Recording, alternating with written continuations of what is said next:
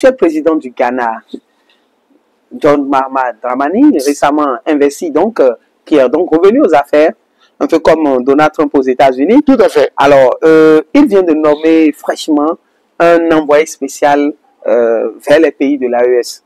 Et je pense que cette nomination est inédite dans la sous-région, disons même en Afrique tout simplement, compte tenu du contexte dans lequel ces pays-là, le Niger, le Burkina, le Mali, se sont donc constitués en AES, Alliance des États du Sahel, tout en sortant donc du regroupement sous-régional qu'est la CEDEAO.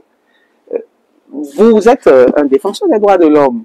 Il s'agit des populations qui sont concernées par ces bouleversements géostratégiques, politiques et tout.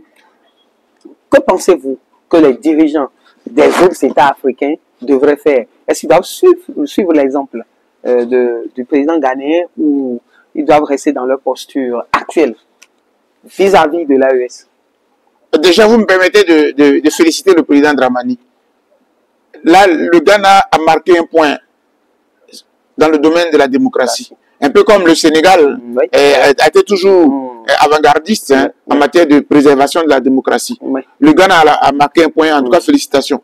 Et félicitations au président Dramani. Ce qu'il a fait, ça s'appelle de la réelle politique.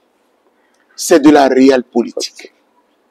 Et quand on voit, certains peuvent croire que c'est une sorte de défiance vis-à-vis de la CEDEAO, mais non, il est très intelligent. Il dit, mon peuple a des frères au Mali, au Burkina Faso et au Niger. Parce que l'Afrique est une. Les Ghanéens ont besoin de ces populations-là. Donc, en attendant que vous réglez vos problèmes politico-politiciens avec la CEDEAO, moi, j'envoie un émissaire là-bas. Donc, je crée la connexion entre mon peuple et les peuples de l'AES. C'est très intelligent et c'est pragmatique. Félicitations, monsieur le président Dramani. Maintenant, au nom de la souveraineté, vous savez, ce qui pose un problème même en matière de démocratie, sur la question de la souveraineté. On a un peuple souverain, mais notre souveraineté est dirigée par celui qui est au pouvoir. Puisque voilà, c'est le peuple quand même lui lègue. Exactement. Le délègue. Exactement. Nous avons délégué notre souveraineté au président de la République. Tant qu'il se nommera Alassane Ouattara, bon, il décidera de ce qui est bon. Mais les peuples, entre eux-mêmes, n'ont jamais de problème. Si nous sommes entrés à la CEDEAO, c'est parce que nous voulions retrouver nos frères et puis faire un marché commun pour qu'il y ait une fluidité de voyage, une connexion entre nos États, entre nos pays, entre nos peuples. Le président Dramani a ouvert la voie.